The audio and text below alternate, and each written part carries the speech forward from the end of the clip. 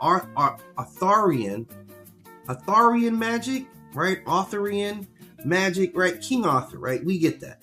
Tolkien's magic. Now, obviously, this is a major intersection because of like how long Tolkien's history is. Like, not only my generation was, influenced by Tolkien, but obviously my parents and probably my grandparents as well, right? Would have been influenced by Tolkien, their generation. So, and then of course, they're still making movies. Like the modern movies carry so much weight, like, because they got a resurgence. Guys, remember, the books have always been like huge in terms of books. They've always been at the top of like bookdom, right?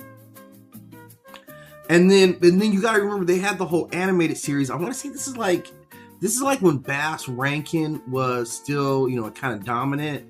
They do a whole animated Lord of the Rings that's really good. Like, it's very different, but it totally reflects the time, like everything about the time, right? So they get a resurgence with that, and then Peter Jackson brings it back, and bam, that's a whole resurgence. It doesn't seem like the shows are really extending it out, but look, this is what you know what, you're right. Don't be a cunt, man. That's the most amazing message you can put out there, right? Okay. You can see I got on, like, don't be a cunt. I got on my boys. I'm repping it right now. I got my butcher on right now. I would have worn the shirt, but I didn't think that was appropriate. Okay.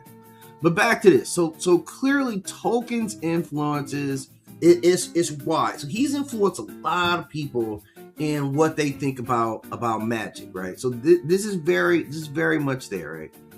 Now, the next one that we're going to talk about, and we'll talk about like each of these magic systems in detail, but you can kind of see like we'll go through them, right? Where Arthur's magic, like, it's very much like miraculous, it's always intended to be the will of God. It's always wielded by exceptional people. And we're going to talk about these words. Whereas Tolkien's magic, it seems like to me, it's never really explained, but it's always this ancient power. It's always rooted in like the spiritual authority. It's usually aligned with either light or with shadow, right? And wizards are servants of it, like not masters of it. There's good and there's evil, and it can go either way. And we can kind of see, and we'll talk about these people. Because with King Arthur's magic, obviously we're talking about Merlin, Morgan le Fay, we're talking the Holy Grail, right? We're talking Excalibur. Man, there's a lot of weaponry within it that I probably should break down for you guys so that the mythology does not get lost, right? But then